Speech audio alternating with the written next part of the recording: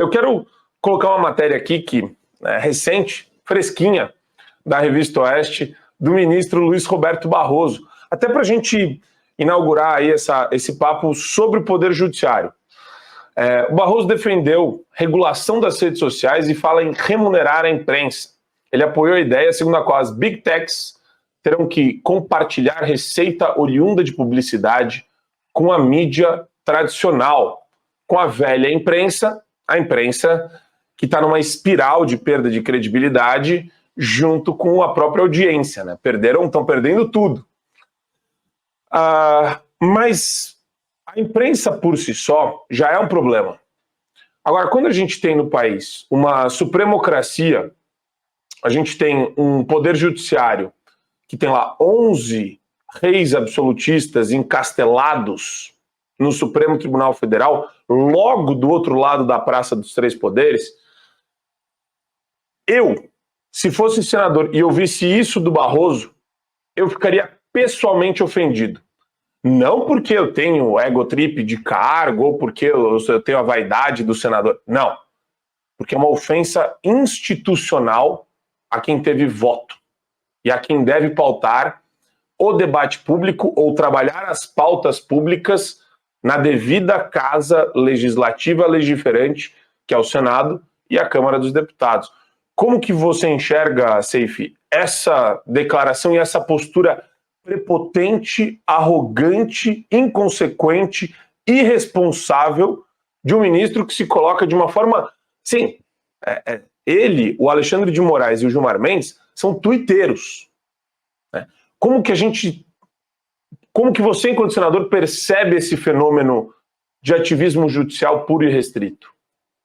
Vamos lá, eu quero lembrar a você e a todos que nos acompanham e nos prestigiam que eu pedi o impeachment de Barroso após aquela fala que nós vencemos o bolsonarismo. Jorge Seifi mobilizou outros senadores e deputados federais e pediu o impeachment de Barroso. Então, não me falta coragem. Por outro lado, eu estou de fevereiro, então fevereiro, março, abril, maio, junho, julho, agosto, setembro, outubro, novembro. Eu estou há 10 meses como senador da República. E eu falo, você está no teu papel de fazer essa cobrança. Eu sou pago com seu dinheiro e com o dinheiro que está nos assistindo. Então eu preciso trabalhar e mostrar trabalho. Mas um erro básico do presidente Bolsonaro, se eu tiver que tecer uma crítica ao presidente Bolsonaro, é falar estratégias, é revelar antes da questão estar resolvida. Então, durante até metade do meu mandato até aqui, eu falava muito, me manifestava muito em rede social, mas eu aprendi algo, que é muito melhor você fazer estratégia e trabalhar nos bastidores do que vociferar em rede social para ganhar like, mas alertar ao seu alvo quais são as suas estratégias para derrotar alguma medida.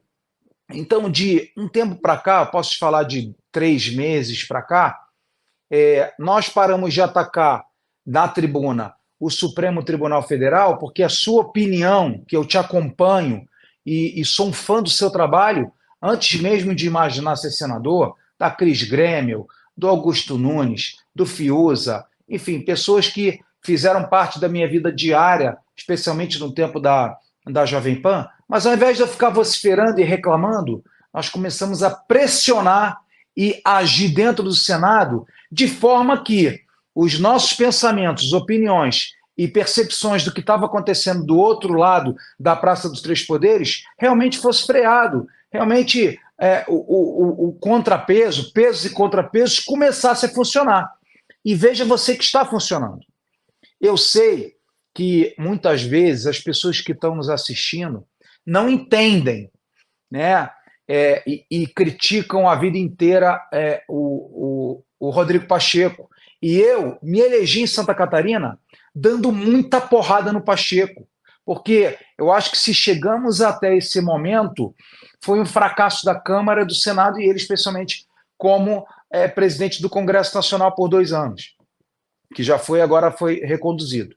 Então, ao invés de ficar, o STF isso, ativismo judicial, Alexandre de Moraes é aquilo, Barroso é isso, ao invés disso, começamos a conversar com as lideranças dentro do Senado, com as lideranças dentro da Câmara, falar, vem cá, ou a gente fecha o Congresso Nacional e entrega a chave para o Supremo Tribunal Federal, ou nós realmente vamos valorizar e respeitar o voto popular. Os que estão ali, Marco Antônio, os que estão ali dentro do Supremo Tribunal Federal não tiveram votos. A democracia plena brasileira se chama Congresso Nacional. Por quê? O Executivo é eleito com 49, 51, então é metade da democracia. Eu não, eu estou ali porque eu fui eleito pela maioria dos catarinenses. Os deputados que estão ali foram os mais votados. Então nós precisávamos resgatar a autonomia e a autoridade perdida. Por outro lado, por que nós, hoje eu sou político, mas por que o Congresso Nacional, Marco, perdeu a sua autonomia? Porque os partidos nanicos ou as minorias, quando perdiam no plenário, atravessavam a Praça dos Três Poderes e faziam requerimentos dando superpoderes para o Supremo Tribunal Federal. A culpa é da classe política, que não conformados em perder no plenário nas votações, alguma demanda, iam lá demandar o judiciário, e o judiciário foi hipertrofiando, foi ficando forte, e o poder é muito difícil de você resgatar. Mas, por exemplo, na próxima semana não, que tem feriado, mas na outra semana nós já vamos limitar os poderes das decisões monocráticas. Então eu acredito, apesar de todas as críticas que eu sempre teci ao Rodrigo Pacheco, nós hoje estamos de, 90 dias para cá, 60 dias para cá, nós temos visto um Rodrigo Pacheco se posicionando contra a questão da liberação das drogas, questão das terras indígenas, questão do aborto, questão dos enfermeiros. Então, apesar de nós carregarmos esse ranço e talvez má vontade e mágoa por falta de pulso no passado, é indubitável que o Rodrigo Pacheco tem se posicionado e tem resgatado, por mais que eu seja criticado aí pelos que estão nos assistindo, ele tem mudado de postura. Talvez não na velocidade, na celeridade e com atitudes mais ríspidas que nós gostaríamos enquanto cidadãos, mas indubitavelmente ele não tem sido mais submisso como foi no passado. E vocês sabem, eu sou bolsonarista raiz, eu sou de direita, eu sou empresário, eu fui eleito com voto 101% de Bolsonaro, mas eu preciso reconhecer que ele tem agido com coragem. Porque ele não foi indicado ao Supremo Tribunal Federal? Pouco me importa as motivações. Fato é que Rodrigo Pacheco tem mudado de postura e, com as propostas que estão andando dentro do Senado Federal, nós queremos realmente voltar com o sistema de pesos e contrapesos para tirar essa hipertrofia que o judiciário ganhou no nosso Brasil. Marco? E, Seif, muito legal essa questão que você colocou, porque o que eu fico pensando, e eu fico brincando no programa da Gazeta, no show da manhã do Fio Diário, como se eu fosse um senador. E eu sei que é pretensioso demais, mas eu fico, assim, sinceramente chocado com a postura, olha só, do ministro André Mendonça e do Cássio Nunes. Porque um dos maiores problemas que a gente vê hoje no Brasil e no mundo é a banalização do mal. Tem cara de esquerda andando na Paulista falando do Hamas, defendendo o Hamas, Talibã e Hezbollah. Então, o cara inclusive gays que, se andassem pelas ruas agora da Palestina, seriam jogados do 10º andar para morrer, porque Exato. São contra as leis islâmicas. Sim, exatamente. E daí você vê esses trouxas, muitos são idiotas úteis, outros sabem exatamente o que estão fazendo com os idiotas úteis, e você vê a banalização do mal do Supremo Tribunal Federal hoje no Brasil. Então, eu já cansei de falar que, na minha opinião, todos os ministros deveriam ser empichados, todos, sem exceção, André Mendonça e Cássio Nunes, inclusive. Eu sei que isso daí não é nada diplomático, né? Se eu bater na porta do André Mendonça e ele pegar um vídeo meu falando isso na Gazeta, ele vai falar, pô, Marcão, tá me jogando petardo nas costas? Mas a minha resposta será muito franca. Ele votou pela condenação do Daniel Silveira. A condenação do Daniel Silveira é criminosa. A proliferação de crimes de responsabilidade por ministros do Supremo Tribunal Federal é um assinte ao bom senso, é um assinte a qualquer cidadão brasileiro que foi preso e que ainda está preso por conta do 8 de janeiro. Cidadão que não vai ter o mesmo tratamento, olha isso, ou melhor, né, que teve um tratamento muito pior do que o grupo de terrorista que foi preso agora do Hezbollah, ou de narcotraficante. A senhora Jupira, que pegou 14 anos de cadeia, 17 anos de cadeia. A senhora Jupira, que tem neto com condições físicas debilitadas ali. Então, eu coloco isso dentro de uma perspectiva temporal de urgência e premência. E é interessante que você falou sobre a questão da estratégia no bastidor, porque a população cobra a gente disso.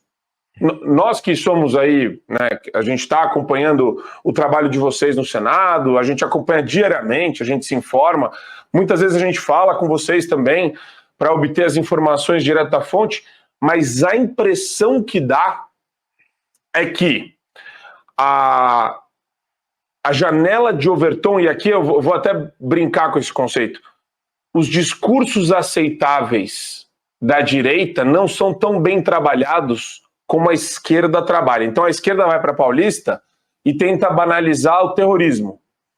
A direita, ela tem um compromisso com a verdade dos fatos, com a boa-fé e com a veracidade, então ela não vai brincar com a janela de Overton desse jeito. Mas a gente não pode hesitar também de apontar para um abusador e falar, você é um abusador.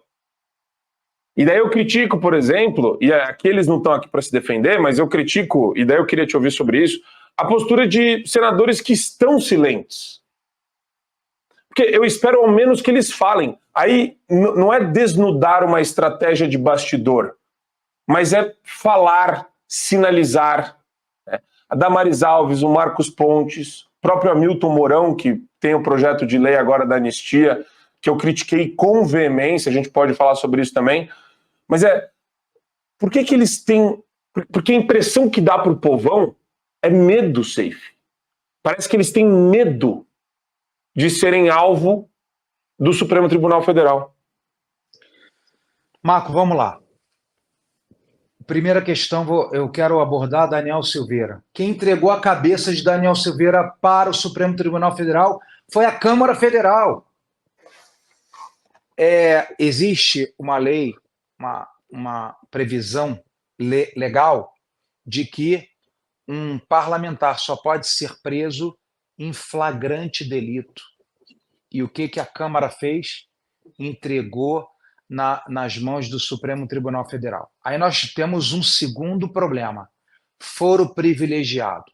O foro privilegiado, hoje, o Supremo Tribunal Federal pega uma matéria de jornal, se sair amanhã, Jorge Seif mijou fora do pinico, e me desculpa a palavra chula, eles pegam essa matéria, o Supremo hoje, pega essa matéria e vai me perseguir, vai me caçar, porque eles pegam, não tem mais investigação, não tem nada. Então, virou realmente uma juristocracia. Nós estamos vendo isso.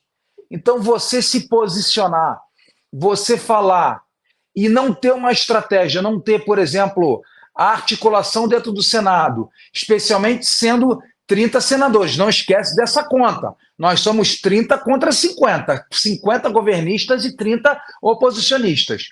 Então, não quero defender A ou B, eu acho que essas perguntas devem ser direcionadas direto aos senadores que vocês acham que tem que fazer essa cobrança. Eu tenho me posicionado diversas vezes, dezenas de vezes. Inclusive, eu sou criticado muito por familiares, por amigos. Olha, você está brincando com fogo, você está ofendendo. Eu não estou ofendendo, eu estou diagnosticando a verdade.